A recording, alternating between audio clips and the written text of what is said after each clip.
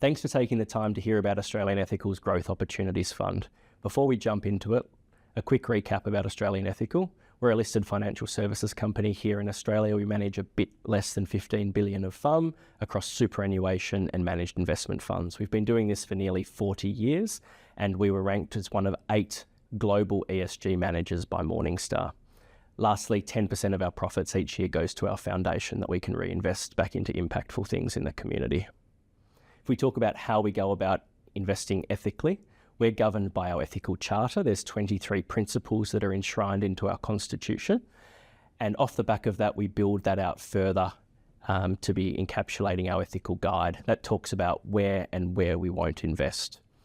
When we start that process, we need to have a starting positive around any investment that we make. So there needs to be some positive benefit to people, planet, or communities. Otherwise, we won't make an investment.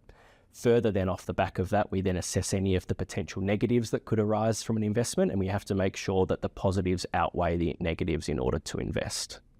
If we touch quickly on what is impact investing, why we want to invest in impactful outcomes, I think first of all, it's deeply personal as to what you think impact is. It could mean something to one person and something else to others. But when we talk about impact, we're talking about market rate financial investments, so they're delivering financial returns, but there's also some level of positive social or environmental outcome that comes about from the investment. The role that we want to play in making impact investments is creating a thoughtful portfolio around private assets, and they're delivering across a number of thematics, delivering financial outcomes as well as positive impacts to the community. If we quickly then think about, well, what are private assets? So private assets are non-listed investments. They can be equity, they can be debt. So they're not listed equities, they're not traded fixed income. And so what you can see here is a spectrum of private assets. They can be boring, stable infrastructure credit at one end of the spectrum. It can be higher risk, higher return venture capital at the other end of the spectrum. And at Australian Ethical, we have about $2 billion invested across all of these asset classes. Why do you want to invest into private assets? There's 4 main reasons, and it's worth unpacking each of those here now. The first is that there's more diversity. So over the last 20 to 25 years, the number of listed investments out there has roughly halved, and the number of private assets is about 10 to 1 to public assets today. So by investing into private assets, you get far more diversity. You're able to tailor your investment exposure far greater than you are just by being limited to public markets. The second is more opportunity. And so businesses are staying private for longer. If you went back 10, 20 years ago, businesses would raise some capital and go and list on the exchange after 3, 4, 5 years. Now it's 10 years and sometimes not at all that some of these businesses are coming to the public markets. So if you're not investing in the private sector, you're not able to get access to these exposures. Then you've also got more patience. So rather than being at the subject of quarterly earnings cycles or semi-annual reporting seasons, you're able to take a medium to long-term view, and you're able to do this with a small group of aligned shareholders around the table. So on average, people are investing for more than 5 years. They're making investment decisions and sitting with it for more than 5 years in order to deliver on business plans and to deliver on long-term outcomes. And then from a more focused perspective, you see that in the numbers. So what that means is that on average, private capital is able to outperform public market peers by delivering additional return over and above what is delivered in the public market. So on average, there's about 1.5% extra return that's delivered in the private markets versus public markets from an earnings perspective. And then is now a good opportunity to invest into private assets? Now is as good as any. What you can see here on the screen is that private assets are trading at about a 2 times discount to their public market comparables. What that means is that you're able to buy private assets cheaper and then deliver additional return as a result. So what you can then see in the middle of the page is that private equity over time has outperformed its listed peers. And as I talked about before, there are far more private businesses today than there are public investments. But getting access to private investments isn't straightforward. And so we've just talked about the benefits of private investing. You've got more diversity, more opportunity, more focus, more patience. You deliver higher returns on average, you're able to achieve impactful outcomes, and you're also then able to get diversification from your other listed exposures. But it's not that straightforward, especially for wholesale capital, to get access to this space. So there are J-curve issues, which means that you need to manage a 3 or 4 year drawdown of your capital. You're locked up for a period of 10 or 12 years sometimes with these investments. You've got lots of concentration risk. You're dealing with one manager, you're dealing with 5 or 7 assets as part of one portfolio, and it's really hard to get access. Sometimes it might be a minimum 10 million, 5 million, $1 million minimum ticket in order to get access into these opportunities. And then when you think about the impact sector, it's highly fragmented. There's lots of people doing these small type portfolios. And so in order for you to get a diversified exposure, you need to do your diligence on all of these different funds and bring it together as part of a portfolio. You then need to, if you want to be more direct or semi-direct in these investments, you need to do your asset level due diligence. You need to work to the manager's timetable. These things can be pretty intense. They can happen in a matter of 4 or 6 weeks, and you need to go through a whole bunch of relatively complicated documentation as well. So what we've looked to do is to set up a fund that solves as many of those issues as we can, and we've called it the Australian Ethical Growth Opportunities Fund. So the idea is it's an open-ended perpetual fund. It has monthly applications and quarterly redemptions. You get immediate access to a portfolio of 35 or more assets, and there's a low minimum, $100,000 minimum to come into the fund. So the idea is that we're doing the heavy lifting around investing with a number of well-known large-scale sponsors around the world. We're co-investing alongside their transactions, and we're creating a portfolio that's really hard to replicate, leveraging the relationships that we have across our superannuation fund and as an organisation. We're then providing an extra level of investment management and portfolio management across the portfolio, doing additional enhanced due diligence across each of these investments. They're governed by our investment committee, they're governed by our valuation committee, and every asset that we invest into needs to meet our ethical charter. So if we talk more about the Growth Opportunities Fund, it's a portfolio of nearly 40 investments targeting a net return over the long run of 11 to 13% net. And the fund is already at 700 million of commitments. There's a large cornerstone investment from the Clean Energy Finance Corporation, that's Australia's Green Bank, and they've made a 125 million investment into the fund, and by doing so have committed a number of their existing investments to create diversification across the portfolio. The fund is built around 5 key thematics, so they are decarbonisation, the circular economy, digitalisation, urbanisation, and changing demographics, so ageing population, cost of living pressures. When we think about these 5 thematics, we see both an opportunity and a challenge that our capital is able to solve. There's a number of tailwinds, but also impactful outcomes that we can achieve by investing into these thematics. So we think that this portfolio gives you diversification across private assets as well as moving away from public markets exposure. The fund is an impact fund. It has an IMM, an impact measurement and management framework. It has a theory of change that sits around each of the thematics. We measure and score and report on the impact that the portfolio is delivering. And then it's providing access for wholesale capital. So it's been thought about from the ground up in order to alleviate all of those off-ramps that might make it a bit too challenging for wholesale capital to get exposure to private markets. So when I talk about future-focused investing or thematic investing, what does it mean? We talk about it as finding these big global challenges and providing capital to those that are delivering solutions, because our view is that creates enhanced value and increased terminal value in the long run. The idea being that we're investing into assets that will have an enduring relevance into the future, and it's human nature to solve the challenges that we face today.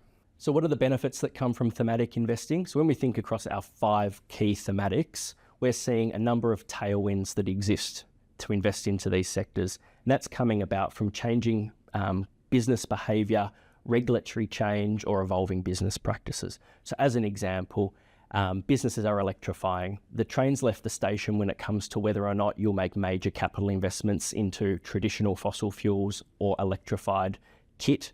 And so what we're seeing is a big investment opportunity requiring a lot of capital in order to support that energy transition.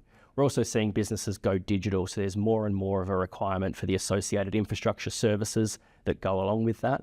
And then more and more there are increasing cost of living pressures, so an ageing population, housing affordability, and they're driving opportunities from a regulatory perspective that allow us to invest into some high quality assets, but at the same time support impactful outcomes. So if we take a step back and say, what does the portfolio look like today? So there's nearly 40 assets across the portfolio, and we expect that to grow by 3, 4, 5 every year.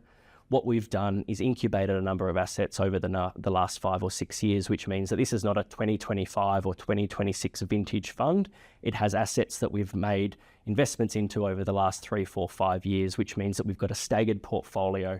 New assets come into the portfolio, other assets roll off. That also helps with embedded liquidity in the portfolio that I might talk about in a second. Along the bottom of the page, we've got just some of the partners that we work with here. We're predominantly co-investing into this fund, which means that we're not investing into other people's funds, but we're looking at what they're doing, where they're making their investments around the world, and investing into specific assets, which means that we're able to assess the assets for their financial outcomes, but also the level of ethics and impact associated with them, and creating that really hard to replicate portfolio at the AGOF level. So what does the portfolio look like today? In order to achieve those sort of 11 to 13% net returns, we need to have a barbelled approach to the portfolio. So about 1/3 of the portfolio will be in traditional real assets or traditional infrastructure assets. They're delivering a certain portion of yield into the portfolio. They're probably performing at about a 10% return on a long run basis. The balance of the portfolio is then in what we'll call growth infrastructure, so higher risk, higher returning infrastructure investing, and then a portion of the portfolio will also have an asset-backed private equity exposure to it. And then lastly, about 10% of the portfolio will be housed in listed infrastructure. That again helps us enhance the liquidity across the portfolio so that we're able to draw down on some of that capital to manage some of our underlying investment needs, as well as provide an enhanced liquidity outcome for investors. So the portfolio today looks like it does up on the screen. Again, we've talked about some of the partners, but what we're really trying to do is provide diversification wherever we can. So we've got diversification across thematics, albeit a majority of the portfolio will need to have a decarbonisation angle to it. That can be a primary thematic or a secondary thematic.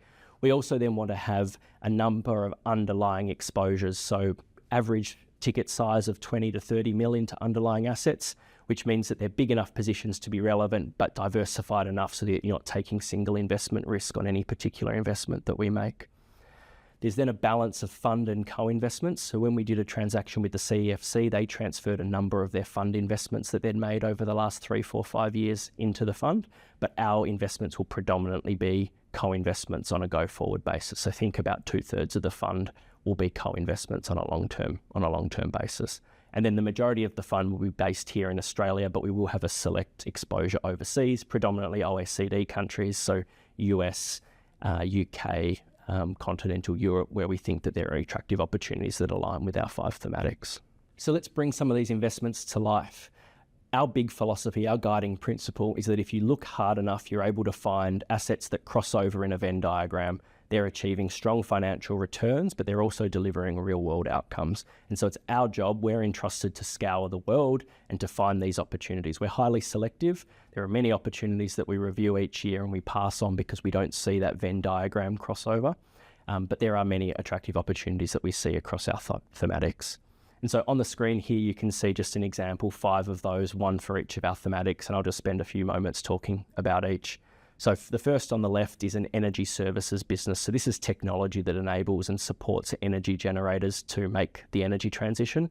If you went back many years ago, there was very archaic technology platforms. They were just using coal-powered energy into their grid, but we need to be far more dynamic today. We need to be able to deal with embedded energy. We need to be able to deal with batteries and solar, electric vehicles powering back into the grid. So our investment into Octopus Energy is predominantly a business called Kraken, and that software is being rolled out with a target of 100 million users in the next couple of years to big generators, and they're able to update their IT systems and be able to better manage an inbound and outbound load. The next opportunity here that aligns with the circular economy is a business called Repurpose It.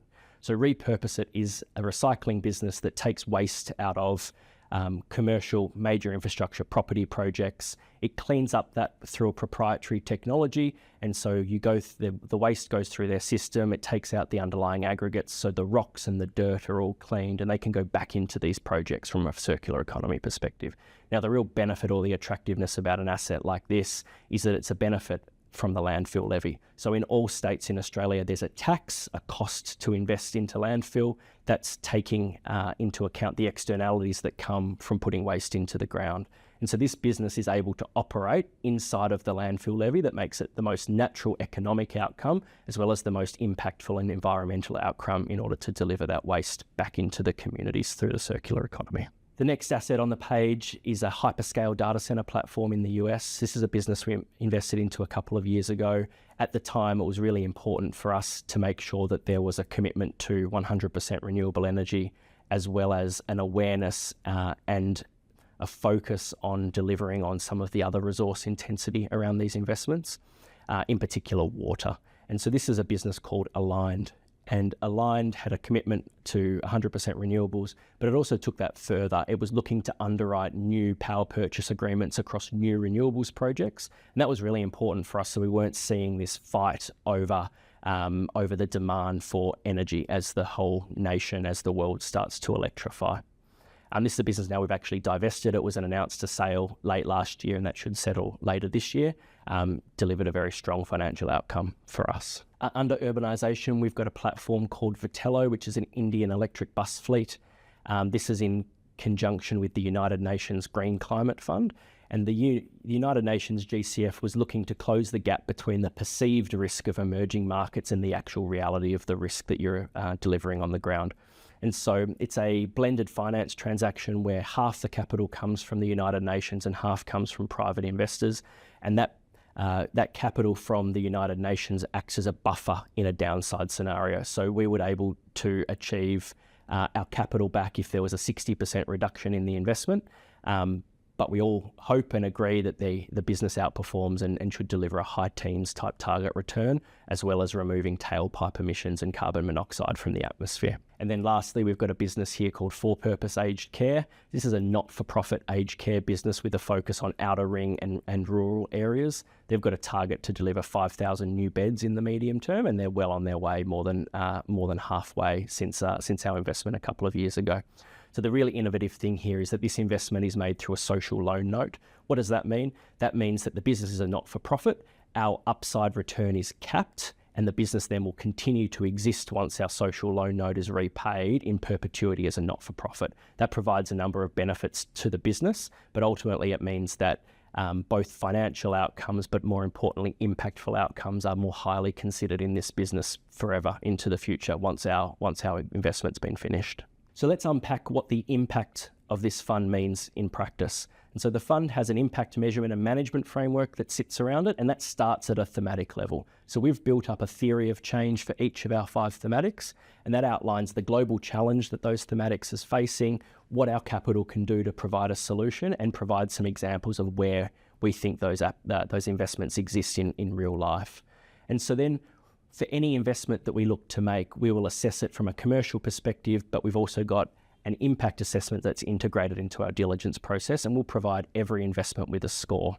So we operate under the Frontier's 5 dimensions of impact. So the who, what, how much, what's the contribution, and what are the risks to impact. And at the end of that, we will categorize our investments into either benefiting stakeholders or contributing to solutions. So everything at Australian Ethical needs to be an A score across our whole business, avoiding harm, but we think we're able to express that even further with this fund through our impact framework and make sure we're delivering C score or B score investments across the portfolio.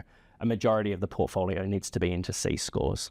And then we've also got a non-investment team impact advisory group that has our head of impact and ethics. It has our head of our foundation. It has 2 external members, which I'll talk about in a second. They're holding us to account. They're reviewing what we're doing. They are looking at our impact. They're looking at how we go about things, and they're providing us perspectives across what they're seeing in the broader market to make sure that we're being really genuine with our commitment to impact. So I won't harp on with this slide too much. There's a lot of content on the page, but as you can see, this is a summary of how we think about those thematic level theories of change. So we've got a big challenge. What is the challenge? How do we think we can contribute to the solution? So what does our capital need to do to find innovative options to help address these challenges? And then what is the resulting impact that comes from that? That's then how we then think about what are the KPIs, how are we going to measure and assess whether this has been a positive financial investment at the same time as being a positive impact investment. And so a bit more detail here about how we use the Frontier's 5 dimensions of impact, the who, the what, the how much, what contribution are we bringing to the opportunity, and then are there any risks that we need to take into account? And at the bottom, it drops out a B score or a C score when we think about our portfolio. So some faces on the page. Here's the members of our impact committee. There's a member from the CEFC that sits on this committee alongside Kylie Charlton, who's the head of Australian Impact Investments and one of the godfathers of the sector here in Australia. And so they're looking at our impact report each year. They're looking at our impact scores. They're understanding how we're bringing this all together. If we were to expand our thematics or review our theories of change, they would be part of that process as well. Then you can see here, here's an example of how we report on the impact from the portfolio. All of our positions will get a score, and then we're delivering the high-level outcome of that as part of our integrated quarterly reporting to our investors, and then we do a deeper dive on an annual basis as part of our impact report. So let's unpack our Indian bus platform investment in a bit more detail to sort of bring to life how we score these investments. So for the what, we're looking at reducing tailpipe emissions, carbon monoxide, carbon dioxide out of the atmosphere. We will score that as a +2 here. That also lines up with our ethics score for this investment. Then when we take it further and jump into the impact around the investment, we think that by investing here into an emerging market where there's a high reliance on public transport and high degrees of total carbon dioxide and carbon monoxide emissions in the country, that this investment is actually worth more with an extra +1 here for the who related to the investment, as opposed to maybe working in a more developed country where this might be more business as usual. When we think about the how much, we think the transfer or the transition from ICE buses through to electric buses delivers a very efficient mode of scaling this decarbonisation opportunity. And so there's also a permanent shift. Once you move from ICE buses to EV buses, you're getting gradually more toward having a fully electric fleet over the medium term. The unit cost economics is actually more attractive as well for electric vehicles when you're then able to also deliver through renewable energy to charge these buses back at the depots. And then the contribution here, this is quite innovative. This is quite unique, working with the United Nations to deliver on a blended finance solution. We try to see as many of these opportunities as we can out there, and they don't always fit in our risk return parameters, but we think here where the UN is closing that gap between the perceived risk of investing into an emerging market and the actual risk, they're taking that risk and providing some catalytic capital that protects on the downside, which allows us to get more comfortable about what happens under our base case, what happens under our upside case, taking the time to invest into a region that's a little bit further away from us here than sitting here in Australia. And then the sort of risk framework, some of the reporting, some of the handcuffs that go onto the investment as part of getting access to the UN Green Climate Fund capital, that provides us with a good, strong framework to invest into. The impact metrics and a focus on reducing tailpipe emissions, electric buses, etc., is all codified into the documentation, which means we get a high degree of confidence that we can see positive impact outcomes. And then lastly, just to think about what does the fund look like in practice. And so a little bit of a summary of the fund here today. We've talked about a lot of this, but I think it's pretty important to draw down on the liquidity part of the fund. So as a $700 million fund, the fund has $70 million a year of annual liquidity that comes through. And that's enhanced by having access to liquid assets, so the global listed infrastructure portfolio, which means that we're not always reliant on capital recycling in order to fund those redemptions. But at the same time, the added benefit of having a portfolio that has been incubated over 5 or so years means that, as we talked about before, there's already asset realizations taking place across the portfolio. We expect that there should be at least an asset being sold every year on a go-forward basis. And what does that mean? That means that there's capital available coming back to the fund that can also supplement redemption should they be required. And the fund itself from 2031 and every few years after that has a liquidity review period. And what that means is if there's added redemptions in the fund that aren't being met, we come up with a strategy in order to monetize part of the portfolio in order to meet that, so that we're not sitting in a fund that has no end or no exit in sight. So what would I ask of you? When you look at this portfolio, I'd love you to be thinking about making it a core building block of the portfolio that you're speaking to.